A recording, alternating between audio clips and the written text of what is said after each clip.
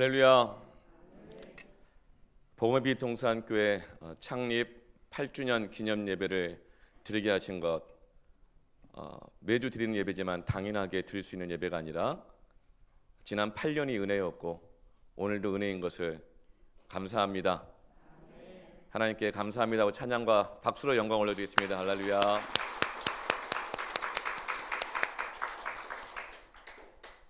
교회 개척한 지 이제 8년이 되었는데 그 8년 중에 창립 기념 예배 3번을 이렇게 코로나 시즌 속에서 예배를 드리는데, 더 감사한 것은 하나님이 정말 이 어려운 상황 속에서도 창립 예배를 드릴 수 있게 하시고 교회를 지키게 하시고, 또 교회가 양적인 것만이 아니라 한 번 한 번 창립 예배를 드릴 때마다 우리가 섬기고 후원하는 선교지가 늘어가고, 또 이번에 또 미자립 개척교회를 또 한 군데를 또 지원하기로 결정하게 되어지고, 하나님께서 우리에게 은혜를 주신 것을 감사합니다. 네. 오늘 하나님의 말씀, 축복을 구하기보다 은혜를 베풀라, 이 제목으로 말씀 나눌 텐데요, 신명기 15장 말씀을 함께 나누겠습니다. 15장 전체를 함께 나눌 텐데 읽기는 2번 나눠서 읽겠습니다. 1절부터 6절 그리고 12절부터 18절 이렇게 2번 나눠 읽겠습니다. 먼저 1절부터 6절까지 읽습니다. 매 7년 끝에는 면제하라. 면제의 규례는 이러하니라. 그의 이웃에게 구워진 모든 체주는 그것을 면제하고 그의 이웃에게나 그 형제에게 독촉하지 말지니 이는 여호와를 위하여 면제를 선포하였습니다. 이방인에게는 내가 독촉하려니와 내 형제에게 구워준 것은 내 손에서 면제하라. 내가 만일 내 하나님 여호와의 말씀만 듣고 내가 오늘 내게 내리는 그 명령을 다 지켜 행하면 내 하나님 여호와께서 내게 기업으로 주신 땅에서 내가 반드시 복을 받으리니 너희 중에 가난한 자가 없으리라. 내 하나님 여호와께서 내게 허락하신 대로 내게 복을 주시리니 내가 여러 나라에 구워줄지라도 너는 꾸지 아니하겠고 내가 여러 나라를 통치할지라도 너는 통치를 당하지 아니하리라. 12절부터 있습니다. 내 동족 히브리 남자나 히브리 여자가 내게 팔렸다 하자. 만일 6해 동안 너를 섬겼거든 7째 해에 너는 그를 놓아 자유롭게 할 것이요 그를 놓아 자유하게 할 때에는 빈손으로 가게 하지 말고 내 양무리 중에서와 타작마당에서와 포도주 틀에서 그에게 후히 줄지니 곧 내 하나님 여호와께서 내게 복을 주신 대로 그에게 줄지니라. 너는 애굽 땅에서 종되었던 것과 내 하나님 여호와께서 너를 속량하셨음을 기억하라. 그것으로 말미암아 내가 오늘 이같이 내게 명령하노라. 종이 만일 너와 내 집을 사랑함으로 너와 동거하기를 좋게 여겨 내게 향하여 내가 주의를 떠나지 아니하겠노라 하거든 송곳을 가져다가 그의 귀를 문에 대고 뚫으라. 그리하면 그가 영구히 내 종이 되리라. 내 여종에게도 그같이 할지니라.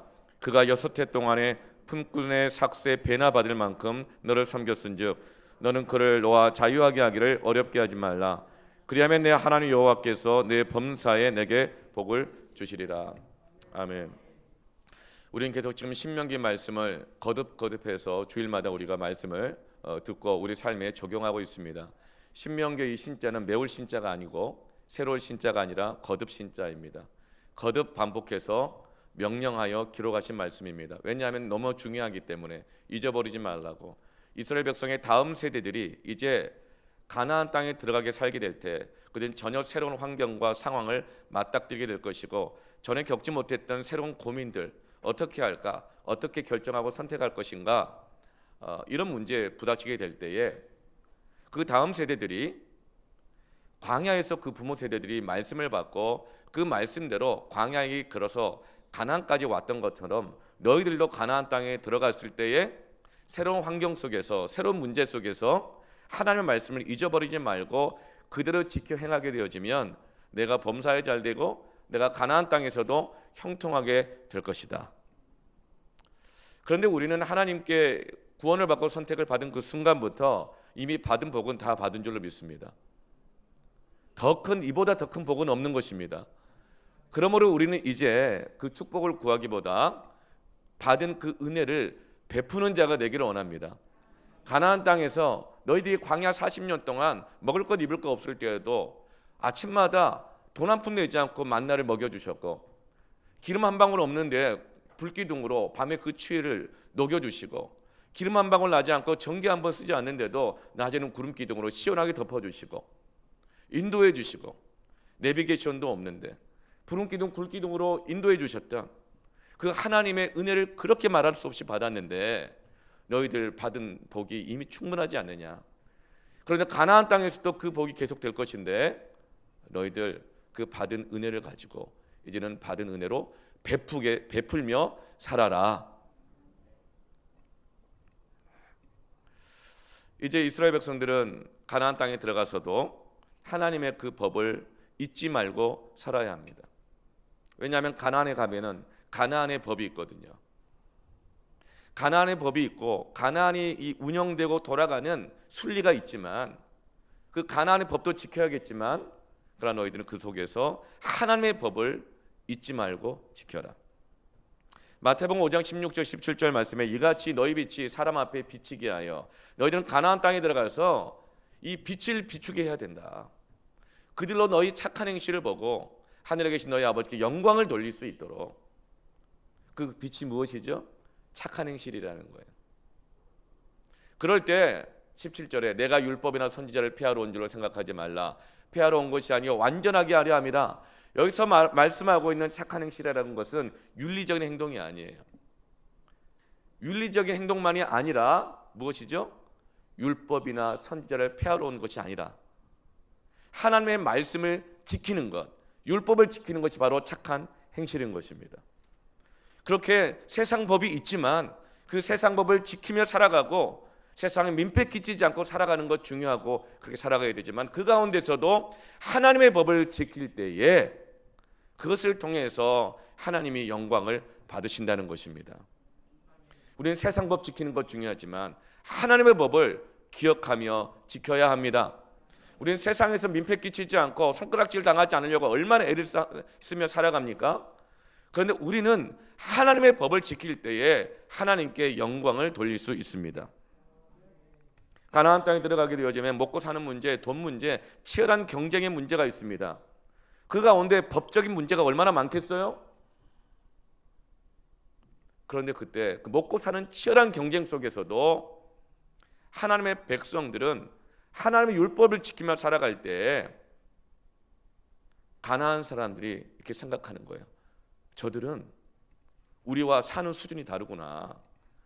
저들의 삶의 기준들, 가치들, 저들이 어떤 결정하는 것을 보니까 우리와 격이 다르구나. 그리고 저들이 믿는 하나님은 우리가 믿는 신과는 그 격이 다르구나 하면서 하나님께 영광을 돌리게 된다는 것이죠. 여러분, 하나님의 율법의 핵심은 뭘까요? 율법의 핵심은 은혜를 베푸신 것입니다. 그리고 은혜를 베풀며 사는 것입니다. 은혜를 베푼다는 것은 오늘 본문의 두 가지 말씀으로 말합니다. 그러니까 가나안 땅에 살아갈 때 약육강식의 치열한 경쟁 속에서도 너희들 세상 법 지키고 세상 법을 요리조리 피해가지고 먹고 살아가고 축복을 누리는 것만이 아니라 그 가운데서도 하나님의 법을 지켜라. 그 치열한 경쟁 속에서도 은혜를 베풀어라. 그 두 가지가 첫 번째로는 따라합시다. 기회를 주라. 두 번째 따라합시다. 가족으로 대하라. 첫 번째 여러분 기회를 주시기를 바랍니다. 오늘 1절 말씀에 매 7년 끝에는 면제하라. 면제년. 7년째는 모든 빛을 면제해 주라는 거예요. 안식년의 법을 기억하라고 하십니다. 2절 말씀에 면제의 규례는 이러하니라. 그의 이웃에게 꾸어준 모든 채주는 채권자들은 그것을 면제하고 그의 이웃에게나 그 형제에게 독촉하지 말지니 이는 여호와를 위하여 면제를 선포하였습니다.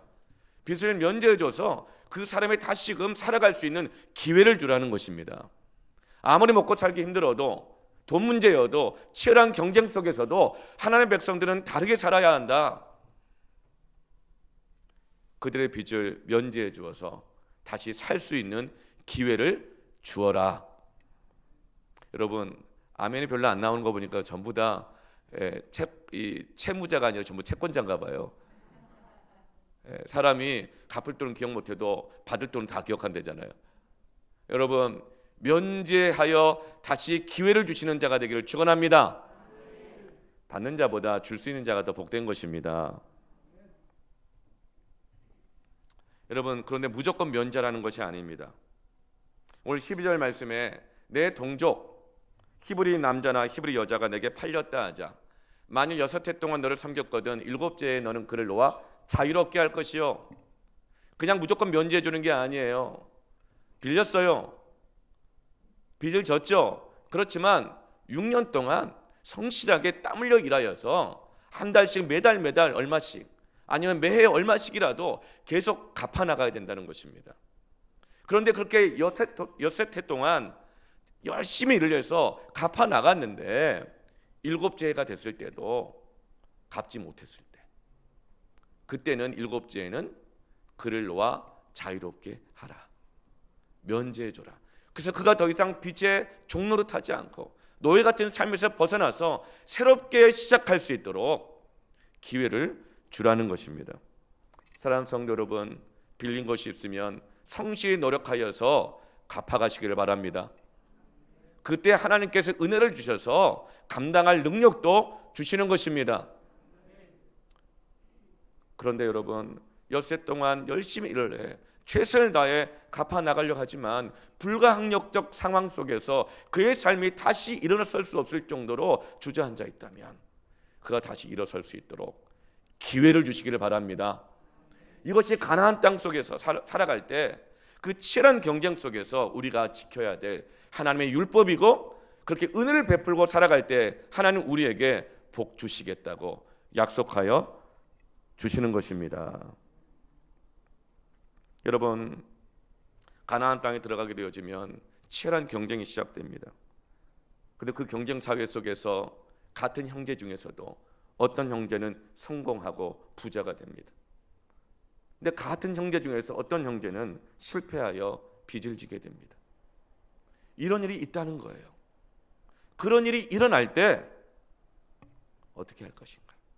독촉하지 말고 6년 동안 그가 최선을 다하는 동안 기다려주고, 그럼에도 불구하고 그 형제가 감당할 수 없게 되거든 다시 시작할 수 있는 기회를 주시기를 바랍니다.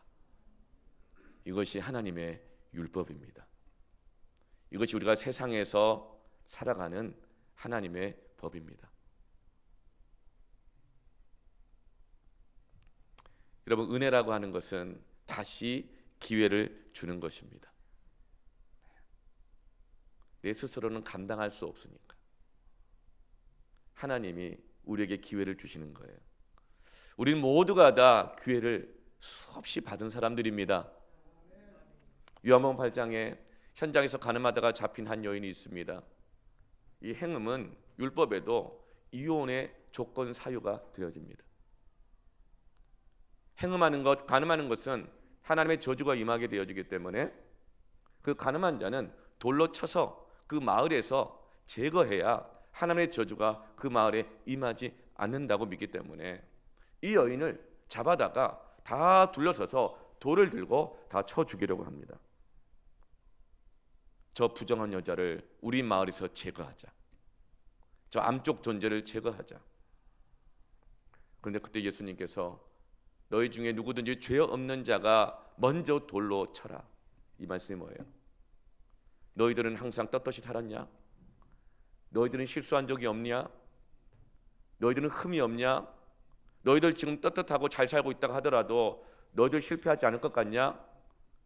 너희들 중에 누구도 이 여인에게 죄의 채무권을 주장할 수 있는 자격이 있는 사람은 아무도 없다, 이렇게 선포하시자 찔림을 받고 모든 사람이 돌을 내려놓고 다 흩어졌어요.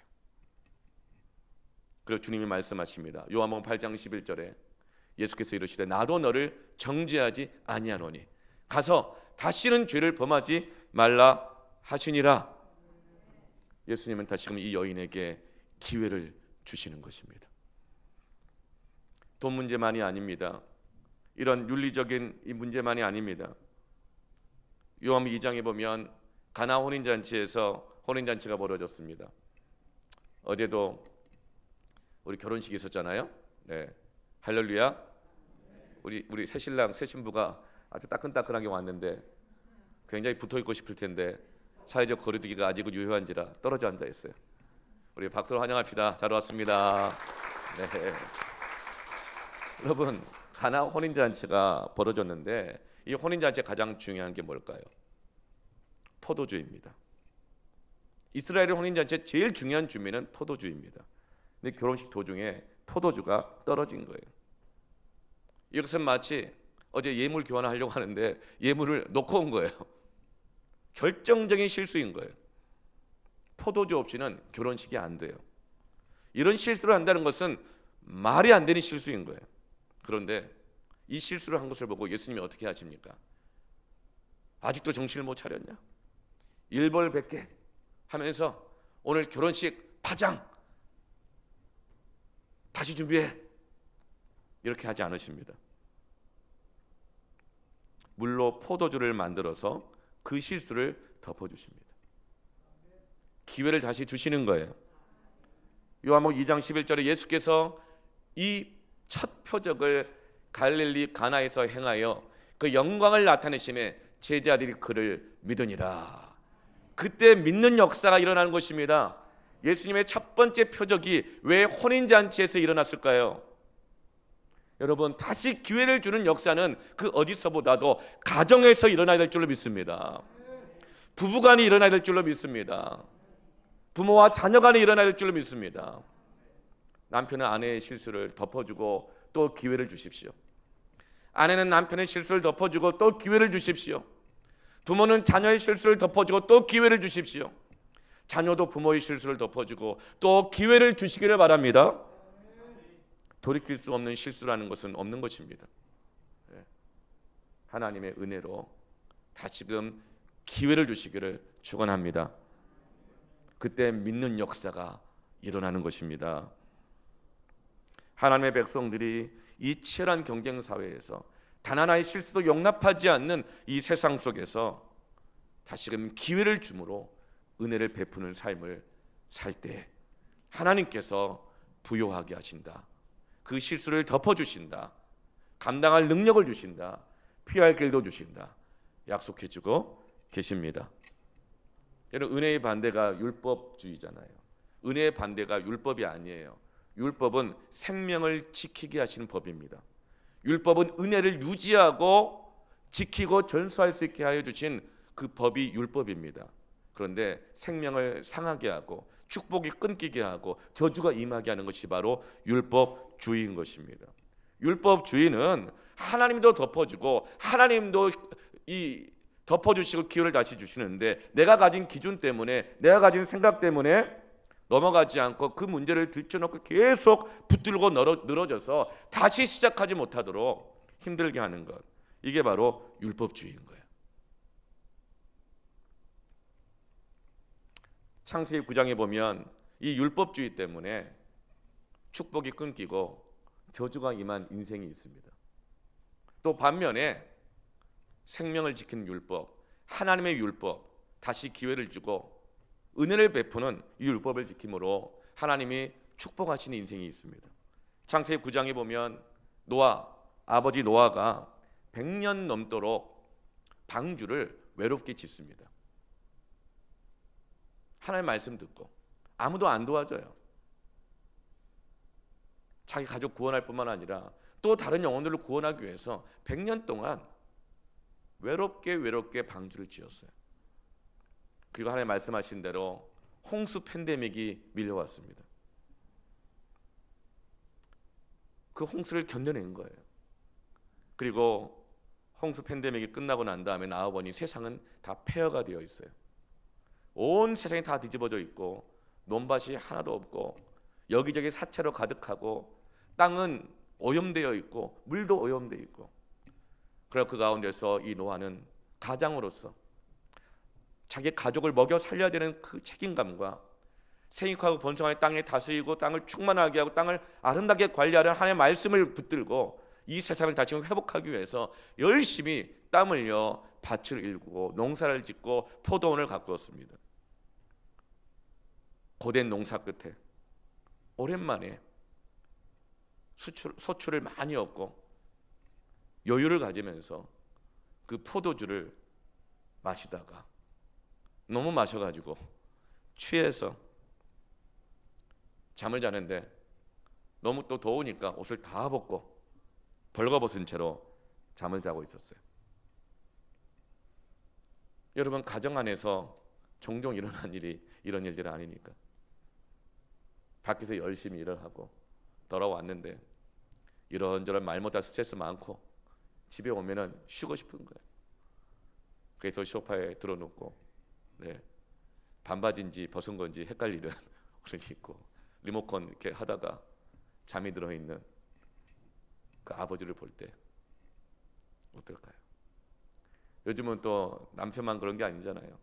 아내들도 같이 집에서 육아에 시달리고, 그리고 또 때로는 일도 해야 되고 얼마나 힘들어요, 그렇죠? 그러면 남편 오기만을 기다리고 있어요. 그 남편 딱 오면 아주 그냥 자유분방한 이런 모습으로 널브러져 있기 쉽잖아요, 그렇죠? 그런 걸 볼 때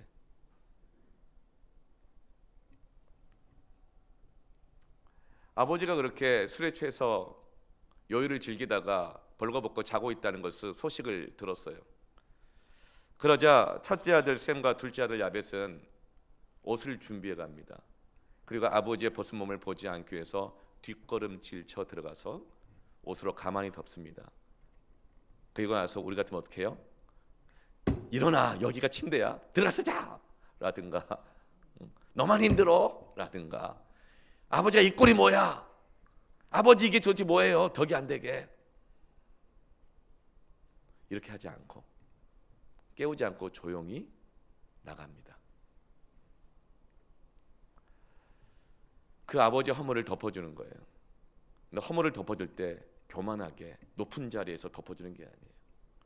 겸손히 덮어주고 나갑니다. 그런데 셋째 아들 함은 어떻게 합니까? 창세기 9장 12절에 가나안의 아버지 함이 그의 아버지의 하체를 보고, 이 함이 나중에 이스라엘 백성 다음 세대들이 살아가게 되어지는 가나안 족속의 조상인 거예요. 가나안의 아버지 함은, 셋째 아들은 그의 아버지의 하체를 보고, 이 봤다는 말은 뭐냐면 면밀히 살폈다는 거예요. 그냥 한번 슬쩍 본 게 아니고 면밀히 살피고 분석하고 판단했다는 뜻입니다. 그리고 나서 밖으로 나가서 그 두 형제에게 나팔을 분 거예요. 알린 거예요. 바로 여러분, 이것이 셈과 야벳 그리고 함의 인생이 바로 이 순간에 갈라진 것입니다. 창세기 9장 27절에 하나님이 야벳을 창대하게 하사 셈의 장막에 거하게 하시고 아버지의 허물을 덮어주었다. 그것도 겸손하게 덮어주었다. 그래서 아버지가 부끄럽지 않게 다시금 가장의 역할을 계속 감당할 수 있도록 기회를 주었던 야벳은 창대하게 되어지고 셈의 장막에 거하게 되었다. 야벳과 셈은 하나님의 거하시는 장막 가운데 거하게 되었습니다. 그러나 가나안은 함은 그의 종이 되게 하시기를 원하노라 하였더라. 사랑하는 성도 여러분, 부모님에게 다시 기회를 주십시오. 겸손하게 기회를 주십시오. 부모한테 뭐 받아내려고 축복을 구하기보다 은혜를 베푸십시오. 겸손하게 은혜를 베푸십시오. 그럼 하나님께서 당신의 인생을 복 주실 것입니다. 내 부모를 공경하라. 그리하면 네가 이 땅에서 잘 되고 강건하리라. 아멘. 사랑하는 우리 성도님들, 가정에서 가장 역할 하시는 분들, 허물을 덮어주시고 다시 기회를 주시기를 바랍니다. 겸손하게 기회를 주시기를 바랍니다. 네. 여러분, 예수님을 3번이나 부인하고 도망간 직분자, 그게 누구예요? 수석 제자 베드로. 3번이나 예수님 부인하고 도망가 버렸어요. 주님이 다시금 찾아가셔서 말씀하세요. 너 몇 번째냐? 너 도대체 몇 번째냐? 또 그럴 거냐? 네가 그러고도 수석 제자냐? 이렇게 하지 않으셨고, 네가 나를 사랑하느냐? 내 양을 먹여라. 내 양을 쳐라. 다시 기회를 주십니다. 누가복음 15장에 탕자가 나옵니다. 탕자는 정말 페류나입니다. 다 탕진한 자식이란 거예요. 아무 소망도 없고 쓸모없을 만큼 정말 페류나라는 뜻이에요. 이 탕자가 모든 걸 다 잃어버리고 다시 돌아올 때, 아버지여, 이젠 나를 아들이라고 부르지 마십시오. 나는 이 아들이라 받는다는 건 뭐죠? 그냥 성비로서 남자 아들 자식이 아니라 아들이라는 것은 당시에 상속권자입니다. 나는 아버지 것 다 챙겨나가서 페루나로 살고 다 방탕하게 잃어버렸으니 나는 이제 더 이상 상속받을 권리가 없는 존재입니다. 그저 나를 어떻게 해요? 품꾼 중에 하나로 여기소서. 내가 이제는 갚을 능력이 없으니 종이 되어서 갚겠다고 하는 것입니다. 그때 누가복음 15장 22절에 아버지는 종들에게 이르되 제일 좋은 옷을 내어다가 입히고 손에 가락지를 끼우고 발에 신을 신기라. 종이 되어서 갚겠다고 하는 그 탕자에게 아버지는 그냥 좋은 옷 입히고 가락지를 끼운 것이 아니라 이것은 바로 상속권을 주시는 것입니다. 다시 기회를 주시는 것입니다. 이사야 42장 3절에 상한 갈대를 꺾지 아니하며 꺼져가는 등불을 끄지 아니하고. 여러분, 상한 갈대 같은 영혼들 얼마나 많아요. 여러분, 갈대는 흔하디 흔한 것입니다. 근데 그 갈대 하나쯤 이 상한다고 한들 꺾어버리면 아무 티도 안 납니다. 그런데 하나님은 그 상한 갈대를 꺾지 않으시고 다시 기회를 주십니다. 꺼져가는 등불 훅 불어버리고 등불 갈아치우지 않고 그 등불을 다시금 살리셔서 기회를 주시는 은혜의 하나님이십니다. 너희가 지난 광야 40년 동안 그렇게 살아오지 않았느냐? 날마다 먹었던 불평불만했던 그 만나 당연한 것 아니었다. 불기둥 구름기둥 당연한 것 아니었다. 신발이 헤이지 않고 벌거벗고 다니지 않았던 것 당연한 것 아니었다. 수없이 원망하고 불평할 때마다 하나님이 그때마다 용서하시고 또다시 기회를 주시고 40년 광야길을 걸어왔는데 그 은혜를 받은 너희들이야말로 상한 갈대요 꺼져가는 심지가 아니었더냐. 그러나 이제 가나안 땅에 들어갔을 때 어떤 형제는 성공하고 어떤 형제는 빚을 졌을 때 너희들도 은혜를 베풀어라. 너희들도 다시금 기회를 주어라. 그때 하나님께서 복 주시겠다고 약속하십니다. 오늘 4절 5절 말씀에 내가 만일 내 하나님 여호와의 말씀만 듣고 내가 오늘 내게 내리는 그 명령을 다 지켜 행하면 내 하나님 여호와께서 내게 기업으로 주신 땅에서 내가 반드시 복을 받으리니 너희 중에 가난한 자가 없으리라. 이것이 복음입니다. 이것이 은혜입니다. 6절 말씀에 내 하나님 여호와께서 내게 허락하신 대로 내게 복을 주시리니 내가 여러 나라에 꾸어줄지라도 채권자가 될지언정 너는 꾸지 아니하겠고 채무자에서 벗어나게 될 것이고 내가 여러 나라를 통치할지라도 너는 통치를 당하지 아니하리라. 여러분, 채무자가 아니라 채권자가 되시기를 축원합니다. 채권자가 되는데 톡하고 악하고 봐주지 않고 싹싹 긁어가는 독촉하는 그런 채권자가 아니라 다시금 기회를 주고 은혜를 베푸는, 그래서 모든 사람들을 부유하게 하는 축복의 채권자, 축복의 전수자가 되기를 축원합니다. 그래서 우리 교회 모두가 부유하게 되기를 축원합니다. 사랑의 빛 외에는 지지 않기를 바랍니다. 빌린 것이 있으면 성실히 일하여 갚는 성도가 되십시오. 그러나 다 갚지 못할 때에도 독촉하지 않고 다시 기회를 주는 성도가 되기를 축원합니다. 이 과정 속에서, 이렇게 은혜를 베푸는 과정 속에서 하나님이 가난한 자가 없게 하신다는 거예요. 둘째로 어떻게 할 건가 따라합시다. 가족과 지역이라. 16절 말씀에 종이 만일 너와 내 집을 사랑함으로 너와 동거하기를 좋게 여겨 내게 향하여 내가 주인을 떠나지 아니하겠노라 하거든. 이제 종이 6년 동안 종살이를 하면서 그 빚을 갚아가려고 한 거예요. 그 6년 동안 얼마나 열심히 일을 했는지 그 빚을 다 갚았어요. 그래서 이제 주인이 그 종을 해방시켜 주려고 그러는 거예요. 그런데 이 종이 문제가 있는 거예요. 집으로 가려고 하지만 빚은 갚았지만 집에 가도 먹고 살 방편이 없는 거예요. 그나마 여기서 종살이 하면서 집안 식구들을 조금이라도 보내줘서 먹여 살리게 하고 나머지는 빚을 갚았는데 이제 이 종살이가 없으면 가족을 먹여 살릴 수 있는 방편이 없는 거예요. 그래서 너와 내 집을 사랑함으로 필요로 함으로 여기서 계속 동거하기를 원하거든. 어떻게 해요?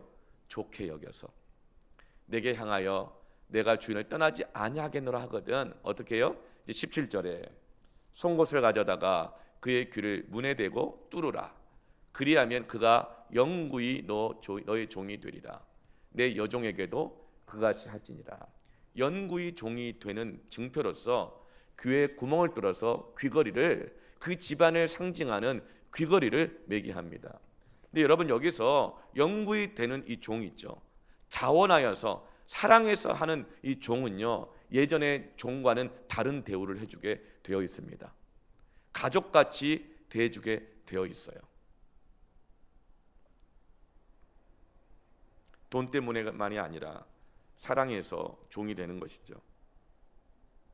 여러분 그럴 때 옛날 종처럼 종 월급 똑같이 주고 빚진 자처럼 닥달하면서 막 일시키고 평생 그냥 갑질하고 이렇게 하지 말고 여러분 가족으로 대하시길 바랍니다. 여러분 교회는 형제들은 교회는 가족입니다. 도구들이 아닌 거예요.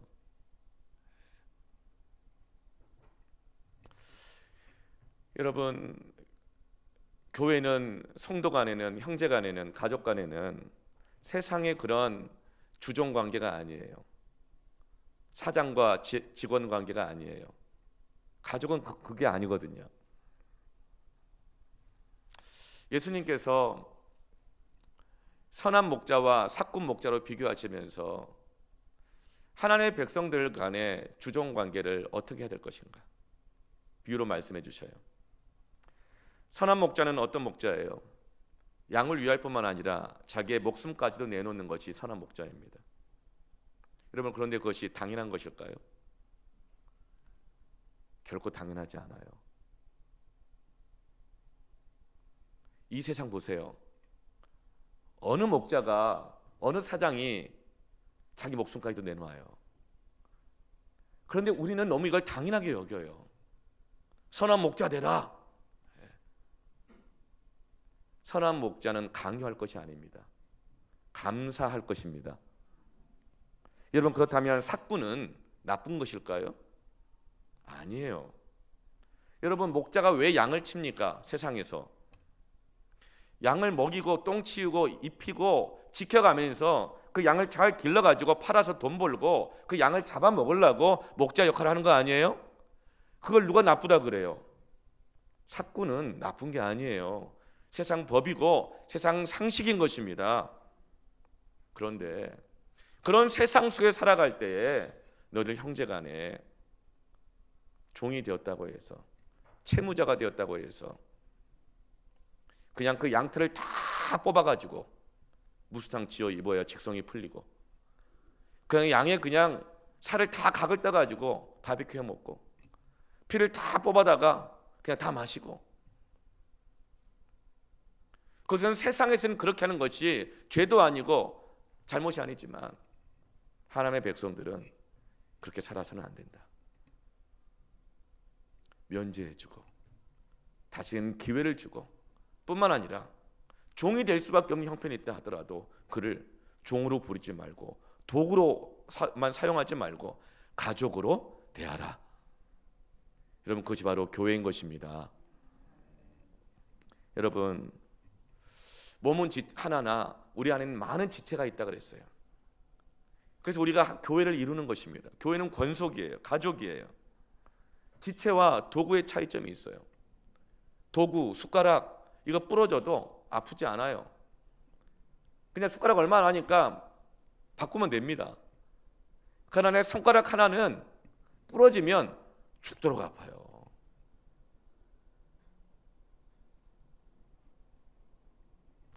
어디까지가 내 몸의 일부일까요?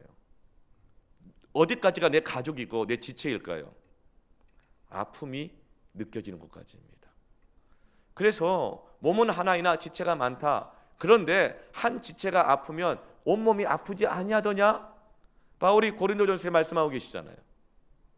내 몸이 아픔을 느끼는 때까지가 내 지체요, 내 가족인 것입니다. 여러분, 아픔을 느끼면 어떻게 되어져요? 내 지체가 상하면 어떻게 되어지죠? 손을 펼쳐서 돌보게 되어지는 것입니다. 그 11절 하반절 말씀을 보세요.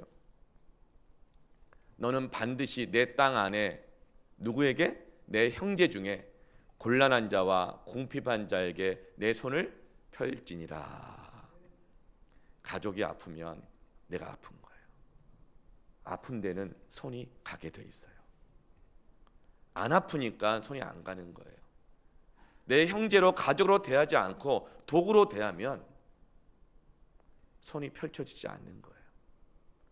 가려우면 내 몸이기에 손이 갑니다. 아프면 내 몸이기에 손이 가서 덮고 보호하고 약 발라주고, 약하면 붙잡아서 일으켜 주는 거예요. 여러분, 나이 들고 막 그러면 무릎이 팍팍해가지고 일어나기가 힘들잖아요. 그러면 어때요?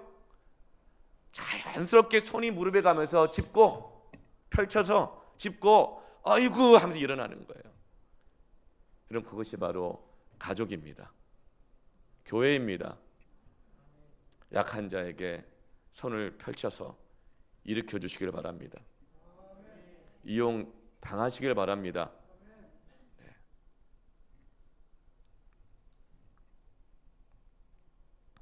우리 모두는 다 기회가 필요한 사람들입니다. 하나님 우리에게 기회를 다시금 주지 않으셨다면 우리는 이 예배의 자리조차도 앉을 수가 없습니다. 하나님 우리에게 다시금 기회를 주시지 않는다면 우리의 가정도 유지가 안 되고 우리의 생명이 유지가 되지 않습니다. 당장 우리는 심판받아 지옥 갈 수밖에 없는 죄인 중에 죄인인데 하나님이 때마다 일마다 계속 기회를 주셔서 우리가 예배하고 이렇게 살아갈 수가 있는 것입니다. 우리 모두는 다 기회가 필요합니다. 우리는 모두가 다 은혜를 받은 자들입니다. 그러나 너무 많이 우리는 그 받은 은혜를 다 잃어버리고 실패하며 살아갑니다. 그래서 또 기회가 필요합니다. 그 대표적인 사람이 삼손이었어요. 삼손은 나면서부터 모든 걸 다 받은 사람입니다. 제사장 집안에 태어났어요. 믿음 좋은 집안에 태어났고 뱃속에 있을 때부터 그 아버지 어머니의 특별한 영적인 태교를 받고 이 뱃속에 있었기 때문에 나면서부터 타고난 머리가 있었어요. 타고난 재능이 있었어요. 그리고 타고난 건강이 몸이 아주 좋았어요. 외모도 타고났어요. 그리고 그 리더십도 타고났어요. 모든 축복을 다 받았어요. 그러나 하나님 주신 그 놀라운 기회를 자신만을 위해 사용했어요. 마음껏 자기 자아를 실현하면서 살았어요. 셀럽으로 살았어요. 그런데 결국 세상의 미혹과 자신의 교만과 정욕 때문에 모든 것을 잃어버렸어요. 그 결과가 사사기 16장 21절에 옥에서 맷돌을 돌리게 하신지라. 들릴라라는 여인에게 미혹당하여 속아서 머리 다 팍팍 밀고 수치를 당한 거예요. 그리고 두 눈이 뽑혀가지고 감옥 안에 갇혀가지고 평생 동안 맷돌을 돌리는 노예로 살아가는 인생으로 전락돼 버렸어요. 모든 것을 다 잃었습니다. 여러분, 많은 연예인들이, 성공한 사람들이 한순간의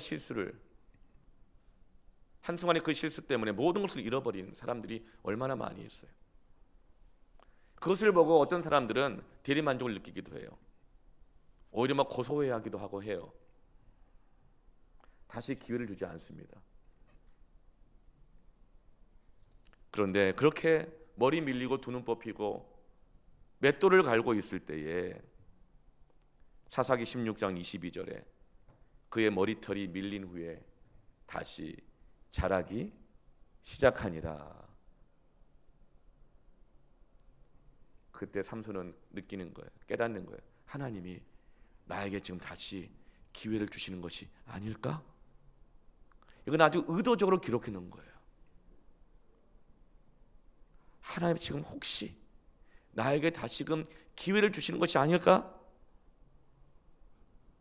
그래서 사사기 16장 28절에 삼손이 여호와께 부르짖어 이르되 주 여호와여 구하옵나니 나를 생각하옵소서. 하나님이여 구하옵나니 이번만 나를 강하게 하사 다시 한번 나에게 기회를 주신다면 나의 두 눈을 뺀 블레셋 사람에게 원수를 단번에 갚게 하옵소서. 하나님 나에게 지금 기회를 주시는 것이 아닐까? 그걸 느낄 때에 누군가 나에게 손을 펼쳐서 나를 붙들어주려고 할 때에 그것을 간섭으로 여기지 아니하고 누군가 다가올 때에 하나님 어떤 일을 시작하실 때에 하나님 나에게 다시 기회를 주신다는 것을 느낀다면 그때 그 기회를 붙잡으시길 바랍니다. 여호와께 나와 부르짖으시길 바랍니다. 구하시길 바랍니다. 나를 생각해 주십시오. 이번만 나를 생각해 주십시오. 다시 한번 나에게 기회를 주십시오. 그 나를 강하게 하여 주셔서 나에게 다시금 단번에 그 채무를 갚게 하옵소서. 나를 종노릇하게 하고 수치스럽게 했던, 나를 사사로서의 직분을 버릴 수밖에 없게 만들었던 그 채무를 갚게 하옵소서. 이 뼛속 깊이 깊은 채무를, 이 실수를 갚게 하옵소서. 그러자 하나님은 삼손에게 다시금 사사에게 주셨던 능력을 부어주시고 기회를 주시고 그 기회를 붙잡았던 삼손은 히브리서 11장에 나오는 것처럼 흠 많고 실수가 많고 실패 많고 죄 많았던 자들이 파산당한 인생에서 축복의 전수자가 되는 명단이 쭉 나오는데 그 축복의 전수자의 명예의 전당에 들어가게 되는 것입니다. 히브리서 11장 32절에 내가 무슨 말을 더하리요? 기드온, 바락, 삼손, 입다, 다윗 및 사무엘과 선지자들 일을 말하려면 이 모든 사람들은 다 사사들이요 선지자들이요 왕이었지만 한순간에 모든 것을 다 잃어버린 것을 경험했던 사람들이고 실수가 많고 흠이 많았던 사람들입니다. 기도는 어떤 사람이에요? 먹고 살기 위해 가지고 책임감 하나에만 그냥 그 무거운 멍에를 지고 숨어가지고 먹고 살기에 급급했던 사람. 기도원. 그 아버지가 우상 만들어 사는 사람. 기도원. 바락은 누구예요? 우유부단해가지고 드보라 선지자 치맛자락만 붙잡고 살았던 우유부단한 부인 치맛자락만 붙잡고 살아가는 그런 사람. 삼손 말할 나위 없고 입다 서자 출신으로 집에서도 버림받고 마을에서 버림받았던 사람. 불량배들과 함께 살았던 사람. 입다. 그리고 다윗. 왕이라는 지를 이용해서 충신의 아내를 간음했다가 들켜가지고 한순간에 모든 걸 잃고 잃어버렸던 사람. 사무엘 열심히 선지자 역할을 잘했다가 노년의 말년에 더 이상 기도하지 않고 자신의 사명을 자식들에게 맡겨버렸다가 자식들이 엉망으로 해버려가지고 예배도 엉망이 되고 그래서 사무엘이 다시는 내가 이 백성을 위하여 기도하는 일을 기도한 나의 선지자로서의 사명을 다시는 쉬는 죄를 범하지 않겠다. 선지자로서 결정적인 실수했던 사람. 그런데 이런 사람들이 믿음으로 멸망하지 않고 믿음을 전수하고 축복을 전수하는 사람이 되었다는 것. 이런 많은 예를 말하려면 내게 시간이 부족하리로다. 하나님은 지금도 얼마든지 기회를 주시고 다시금 우리를 회복시키시는 하나님이십니다. 마가복음 10장 31절에 그러나 먼저 된 자로서 나중되고 나중된 자로서 먼저 될 자가 많으니라.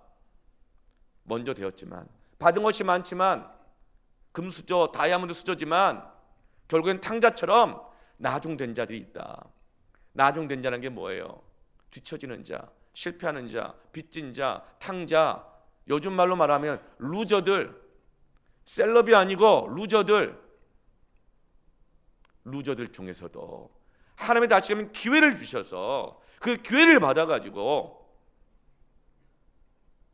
먼저 될 자가 간혹 있다가 아니라 어때요? 많으니라. 아멘. 사랑하는 성도 여러분, 은혜를 베푸시기를 축원합니다. 다시금 기회를 주시기를 축원합니다.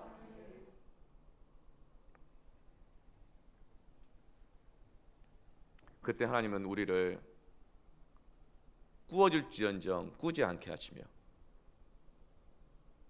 통치할지언정 통치받게 하지 않게 하신다. 우리를 은혜의 채권자가 되게 하십니다. 그래서 얼마든지 면제해줘도 부족함이 없는 하나님의 축복을 주십니다. 그게 축복의 전투자입니다. 축복의 전술은 뭐예요? 기회를 자꾸 주는 거예요. 면제해 주는 거예요. 그게 복음이잖아요. 왜요? 면제해줘도 내 것을 독촉하지 않아도 우리의 먹을 것과 입을 것을 다 알고 계시고 우리 형편을 알고 계시며 먼저 그의 나라와 의를 구하면 모든 것을 더해 주시는 우리 아버지 되시는 하나님이 있는 그 부요함이 우리에게 있는 것입니다. 여러분, 축복의 전수자가 되기를 축원합니다. 축복의 채권자가 되기를 축원합니다. 마리아처럼, 노아처럼, 베드로처럼, 탕자처럼, 삼손처럼 하나님 우리에게 다시금 기회를 주실 때 그 기회를 붙잡으십시오. 그리고 그 받은 은혜를 가지고 오늘도 기회를 주시기를 축원합니다. 여러분의 가정에 가서 기회를 주십시오. 그리고 가족으로 대하십시오.